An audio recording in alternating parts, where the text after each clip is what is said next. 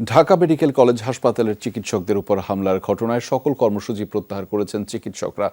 আগামীকাল থেকে রুটিন অনুযায়ী সকল চিকিৎসা কার্যক্রম চলবে বলে জানিয়েছেন নিউরোসার্জারি বিভাগের রেসিডেন্ট ডাক্তার আব্দুল আহাদ।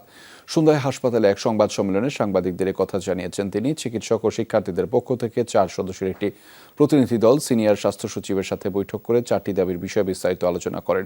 প্রথম দুটি দাবির প্রেক্ষিতে ইতিমধ্যে কিছু পদক্ষেপ নেওয়া হয়েছে। হামলাকারীদের কয়েকজনকে গ্রেফতার এবং ঢাকা মেডিকেল সহ বিভিন্ন হাসপাতালের নিরাপত্তা বাড়ানো হয়েছে। দেশের জেলা ও উপজেলা হাসপাতালগুলোতেও পর্যায়ক্রমে নিরাপত্তা বাড়ানোর বিষয়ে আলোচনা হয়েছে।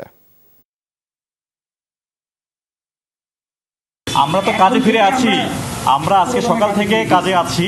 আগামীকাল থেকে পুরো দমে প্রত্যেকটা ডিপার্টমেন্টে কাজ চলমান থাকবে ইনশাআল্লাহ। বাংলাদেশের সেনাবাহিনী, বিজিবি, পুলিশ, আনসার সহ সকল আইন শৃঙ্খলা বাহিনীর সদস্যদের প্রতি কৃতজ্ঞ, যারা আমাদেরকে নিরাপত্তা দিয়েছেন।